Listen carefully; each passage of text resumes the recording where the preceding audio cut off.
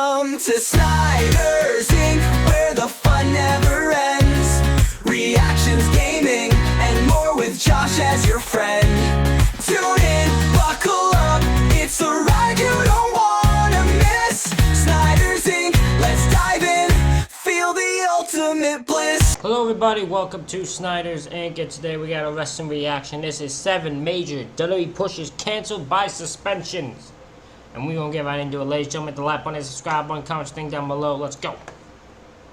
As sleigh bells ring and chestnuts roast, Santa Claus is checking his list twice to figure out which WWE superstars have been naughty or nice. In 2023, there should be nothing but lovely gifts in everyone's stockings, but in years past, that was very much not the case. Suspensions have historically come as the payment for a particularly good time out, or a way to make a big meaty man bigger and meatier, and some of those suspensions have come at particularly bad times for those who have received them, resulting in them having to remove the rocket that has been strapped to their backs. But, more importantly, they probably got coal in their stockings that year. Merry holiday. I'm Tempest, hailing from parts of unknown, and these are 7 major WWE pushes canceled by suspensions. But before we get on with this list, make sure that you like this video, subscribe, and go over to our Patreon, where we have a full exclusive episode of Survival Series, where we recount every single pay-per-view main event of 2023. Number 7, Randy Orton. Survivor Series has come and gone, and family Mandy Randy Orton has finally returned. Ain't that just dandy? Certainly the most newsworthy thing to come out of that show,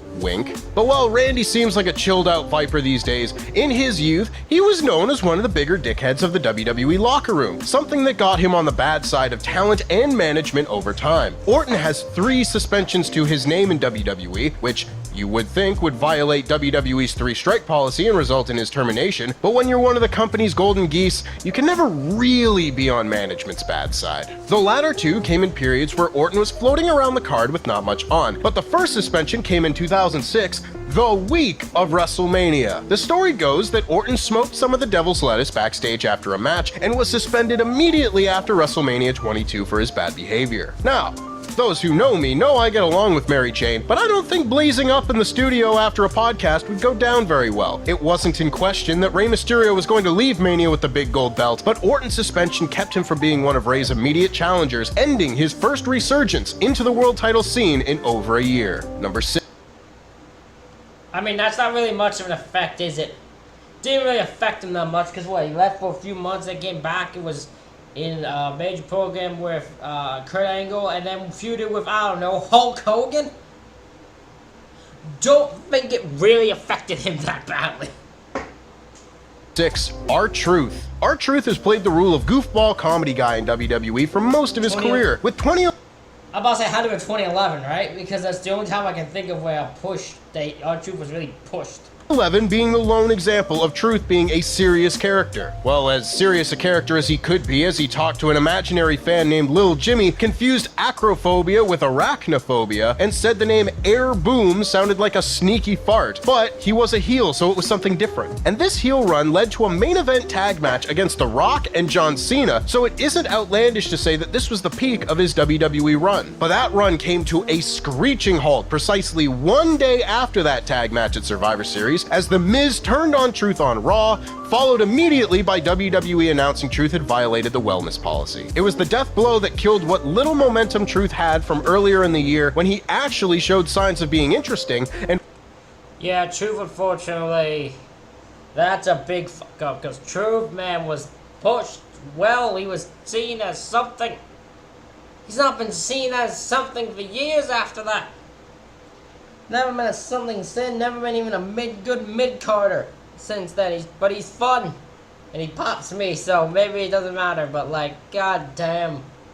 And while Truth would return a month later and have a run-in with The Miz in the notoriously 2012 Royal Rumble, he never got close to the 2 pay-per-view main events he had in 2011. Number 5. Rey Mysterio. 2009 was one of the better years for the WWE Intercontinental Championship, due in no small part to Rey Mysterio and his rivalries with Chris Jericho and Dolph Ziggler. In terms of being pushed as one of the top wrestlers in the company, 2009 was actually one of the better years of Mysterio's career as well. Or it was, until poor Ray got slapped with a 30-day suspension in September for violating WWE's wellness policy, resulting in his immediate dropping of the IC title to John Morrison. It came out of nowhere too. Ray had just successfully defended the title in a fantastic SummerSlam opening match against Ziggler, beating him for the second pay-per-view in a row, and then bam, he loses the title to Morrison instead. Always felt that was weird, especially as Ziggler wouldn't win the Intercontinental title for the first time until almost a year later. Upon his return, Mysterio was getting booed by fans at Hell in a Cell, and he was relegated to being brutally beaten by Batista for the rest of the year. Whether or not he would have been as heavily involved in Batista's all-time great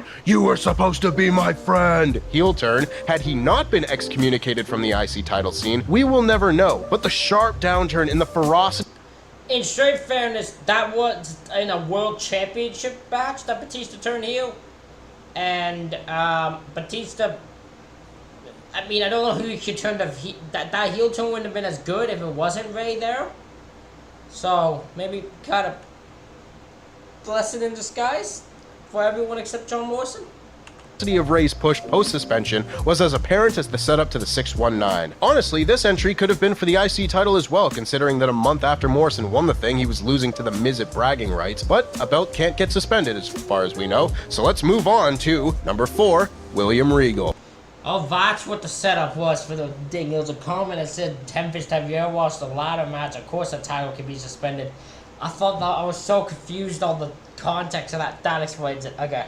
I have learned a few things during my time living in England. Brits lose their if the temperature isn't between 10 and 20 degrees Celsius, never order fish and chips from a pub, and everyone loves William Regal. Regal was one of the most underrated WWE stars during the 2000s, often being subjected to the butt of many a joke, like teaming with Eugene, getting his tea pissed in, or putting his lips on Vince McMahon's derriere, all because he was guilty of the crime of being a wrestler. But for one brief time, it looked as if Willie Reeves was finally going to break through into the upper echelon of the WWE roster when he won the King of the Ring tournament in 2008. William Regal, King of the Ring, was a title that tasted like a buttered crumpet when said, and things started on a pretty positive note, with Regal going on a power trip during his first few weeks, storming into the production truck, and ending Raw prematurely while Triple H and Randy Orton were wrestling over the WWE Championship. But just as he started being opposed by the freshly turned babyface Mr. Kennedy, Regal was hit with his second wellness policy violation and was suspended for 60 days. He was fired in kayfabe before returning a couple months later, but by that time he was King of the Ring in Titantron graphic alone. His push was dead, and while he did manage to capture the Intercontinental Championship for a final time, he lost it 2 months later with 0 proper title defenses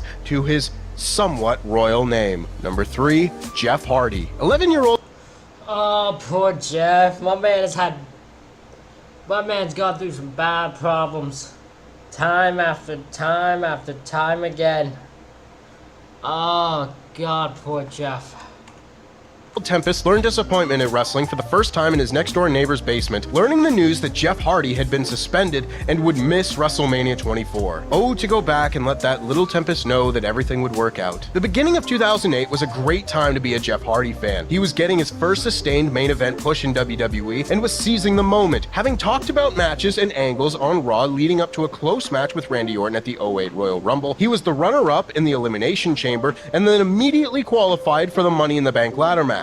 Little Tempest may not have known this at the time, but the plan internally was to have Jeff finally get a win at WrestleMania and be crowned Mr. Money in the Bank. It would have been the biggest win of his career to that point. Now, in fairness, this is another one that might have been a blessing in disguise, because Jeff winning the Money in the Bank just doesn't sound right. Jeff shouldn't be winning because of win the title first time in Money in the Bank. I think it actually worked out better in this case for him winning the first title. But then Hardy failed a wellness test, dropped the Intercontinental Championship to Chris Jericho, and was suspended for 60 days, missing WrestleMania and losing any chance he may have had to climb the thing and do the thing to win the thing. That distinction fell to CM Punk, so at least WWE landed on their feet, but Hardy had to go back several spaces and build his momentum back up to the main event level. Thankfully for Little Tempest, Jeff would ultimately go on to win the WWE Championship at Armageddon that December and give Tempest the lesson that sometimes things work out in wrestling too. Number 2, Mr. Kennedy. However, not... This one is so fucking bad. My man was gonna have the push of a lifetime if he had not fucked it up. This would have been the push of his career if he would not have gone there. He was supposed to be Vince's kid. How the fuck do you not get a better push than that on WWE TV than being Vince's kid, yet still had to fuck it up? Not everyone is so lucky. Yes, there have been a number of people on this list that were able to find success again once their suspensions derailed their momentum. Unfortunately for Mr. Kennedy, the same cannot be said for everyone. I don't think I have ever seen a wrestler have more bad luck concentrated into 1 year than Mr. Kennedy had in 2007. He began the year by winning the Money in the Bank ladder match before a false injury diagnosis led to him dropping the briefcase to Edge so he could go get surgery, only to find out he did not need it. But hey, he's just a little unlucky. He's still good. But then Kennedy got drafted to Raw and was slated to be revealed as Mr. McMahon's illegitimate son, a character that would have carried him through to a high-profile match at WrestleMania 24. But then the steroid scandal of 2007 happened, and a merry band of WWE wrestlers all got suspended at once. And who might have been among them? Hold on, I want to see that. Happened, and a merry band of Randy Orton, Charlie Haas, Edge, Booker T, Shane Helms, Johnny Nitro, William Regal, Kennedy, Umaga, Chavo. God damn, that's a lot of people. WWE wrestlers all got suspended at once, and who might have been among them but Mr. Kennedy. And as we all know, he was suspended. Vince's son was revealed to be Hornswoggle before it was simply revealed that lol JK, no he's not. And never again did Mr. Kennedy get within a microphone's echo of the main event picture again. I feel like I'm forgetting something. Kennedy. And number 1, Rob.